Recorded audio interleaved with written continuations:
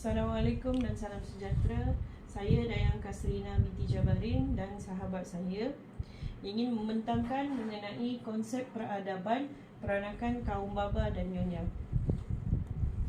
Peranakan kaum baba dan nyonya adalah sebahagian daripada komuniti unik Cina yang ada di dunia, terutamanya di Pulau Pinang, Melaka dan Singapura. Mereka mengamalkan gaya hidup cara hidup orang Melayu sejak daripada zaman penjajah lagi. Mereka mempunyai cara hidup yang unik serta kaya dengan kepelbagaian budaya, adat serta barang-barang antik, makanan dan bahasa yang boleh didapati di Malaysia lah khususnya. Kewujudan peranakan baba dan nyonya boleh kita hayati dengan wujudnya muzium baba dan nyonya di Melaka dan juga Pulau Pinang. Dan perkataan peranakan berasal daripada perkataan Melayu yang bermaksud anak. Manakala baba pula adalah istilah untuk lelaki dan nyonya adalah untuk perempuan. Budaya dan adat istiadat baba dan nyonya. Ini merupakan susur galur keturunan baba dan nyonya. Dia bermula dengan keluarga Chan lah. Dia adalah pelopor keluarga peranakan di Malaysia. Keluarga Chan dimulakan semasa dia kat Malaysia, dia memulakan perniagaan gambir dan seterusnya dia membuka ladang getah.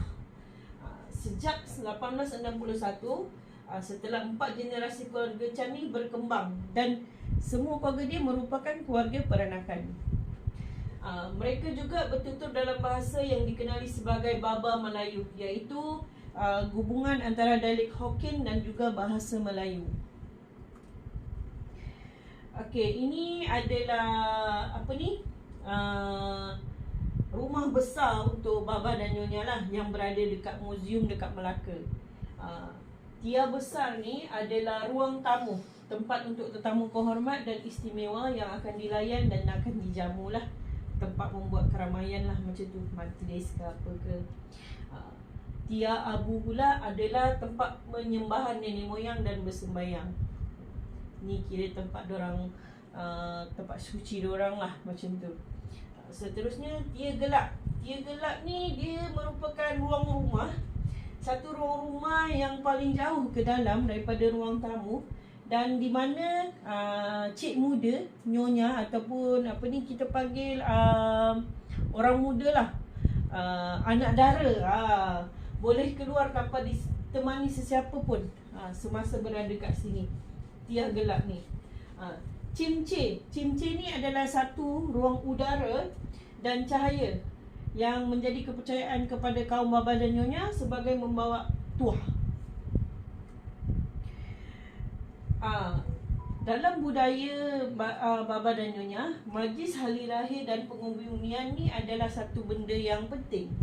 Contoh majlis hari lahir, dia wajib diraikan sebagai salah satu batu penting dalam kepercayaan baba dan nyonya. Seterusnya majlis pengubumian. Dalam majlis pengubumian, biru adalah warna yang sinonim dengan majlis pengubumian peranakan baba dan nyonya.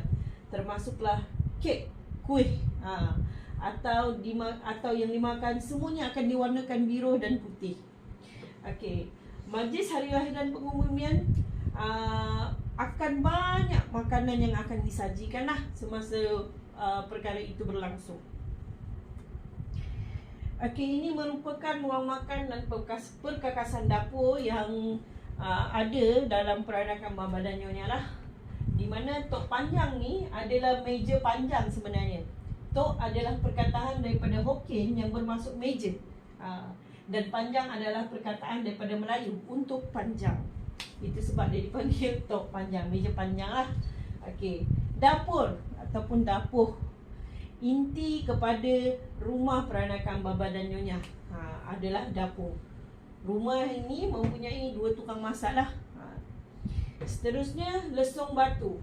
Lesung batu ni selalunya peranakan baba dan nyonya ni dia untuk membuang sekam padi, menumbuk bahan masak dan belacan lah, seperti mana kita orang India dan Melayu serta Cina dekat Malaysia lah. Seterusnya adalah adat perkahwinan baba dan nyonya. Keturunan baba dan nyonya adalah wujud daripada hasil perkahwinan orang-orang Cina daripada negara China yang datang berdagang dengan orang tempatan kita lah, orang Melayu. Okey, seterusnya adat perkahwinan baba dan nyonya merupakan antara adat perkahwinan yang unik di Malaysia.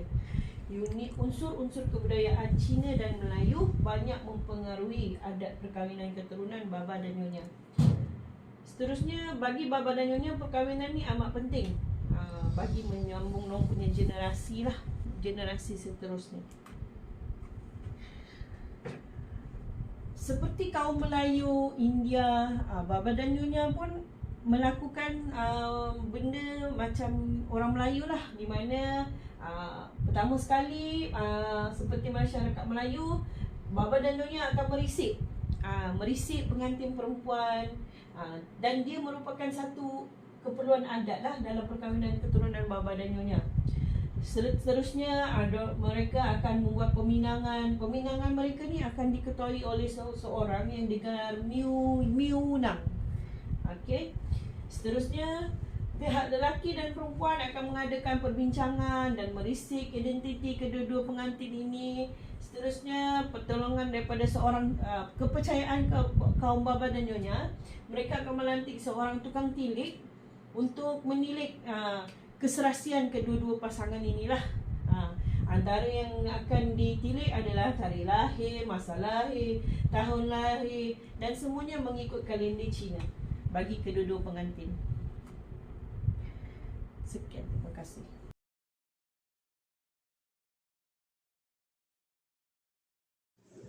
Assalamualaikum warahmatullahi wabarakatuh. Nama saya Nurin Hanani binti Zana Abidin, nombor kad matrik 2022208086. Pakaian etnik baba dan nyonya telah diasimilasikan antara budaya masyarakat Cina di Selat Ming dan budaya Kesultanan Melayu Melaka. Pertama sekali, mari kita lihat apakah pakaian wanita muda etnik baba dan nyonya. Pertama, mereka akan memakai kebaya singkat dan dipadankan bersama batik sarung. Mereka turut memakai 3 pasang kerongsang untuk jadikan sebagai butang kepada kebaya mereka. Mereka turut menggayakan rambut dengan bersanggul 1 ataupun 2 dan dihiasi sanggul mereka dengan colok sanggul bermotifkan flora ataupun fauna. Mereka turut memakai kasut manik. Selain itu, mereka turut memakai perhiasan seperti gelang tangan, rantai dan gelang kaki. Ini merupakan contoh pakaian wanita muda etnik baba dan nyonya. Seterusnya, mari kita lihat pakaian etnik baba dan nyonya bagi wanita berusia. Mereka akan memakai kebaya labuh yang turut dipadankan bersama batik sarung. Mereka turut berkerongsang rantai, bersapu tangan dan memakai kasut manik. Mereka turut menggayakan rambut mereka dan menghiasi rambut mereka dengan colok sanggul yang bermotifkan flora ataupun fauna. Mereka turut memakai perhiasan seperti gelang tangan, rantai dan gelang kaki. Berikut merupakan contoh pakaian wanita berusia etnik baba dan nyonya. Pakaian lelaki etnik baba dan nyonya. Mereka memakai pakaian yang lebih ringkas tetapi masih memakai samfu, kot ataupun baju pagoda yang dipadankan bersama seluar.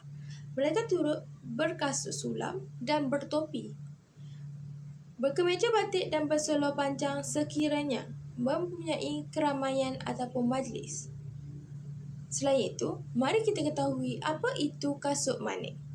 Kasut manik adalah hasil buatan tangan dan manik kaca persegi halus yang dianyam di atas kain terpal. Corak dan motif kasut baba dan nyonya kebiasaannya terdiri daripada flora ataupun fauna seperti bunga mawar dan fauna seperti naga dan singa. Berikut merupakan contoh pakaian lelaki kaum baba dan nyonya serta kasut manik.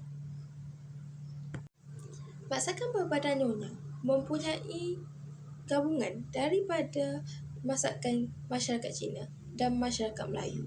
Namun, ia masih mempunyai ciri dan identiti yang unik untuk masakan mereka. Masakan baba biasanya berasal daripada masakan Cina. Namun, ia disesuaikan dengan cita rasa baba yang menyukai masakan Melayu yang pedas. Nyonya selalunya makan makanan yang pedas dan menggunakan cili. Masakan nyonya tertumpu pada sayur-sayuran dan daging. Masakan nyonya yang menggunakan belacan, buah keras, lengkuas dan serai menunjukkan pengaruh Melayu yang diterapkan dalam masakan mereka. Masakan tradisional masyarakat baba adalah kuih bakul ataupun tin kuih yang berbentuk kura merah, biru ataupun hitam.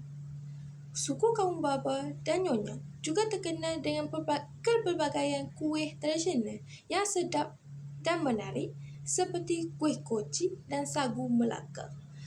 Kuih bakul atau tin kuih ini merupakan warisan daripada masyarakat Cina kepada masyarakat baba. Kesimpulan yang dapat kita pelajari daripada video ini ialah pertama, kewujudan budaya masyarakat baba dan nyonya berpunca daripada asimilasi dua kelompok termasuk budaya Melayu dan budaya Cina yang mempunyai asal-usul yang berbeza tapi menjadi satu adat budaya masyarakat baba dan nyonya. Kedua, kewujudan masyarakat baba dan nyonya di Malaysia turut menghasilkan dan menyinari variasi budaya di Malaysia. Ketiga, ia membuktikan bahawa kepelbagaian budaya dalam sesebuah negara dapat mengharmonikan dan mengukuhkan perpaduan rakyat itu sendiri. Sekian, terima kasih.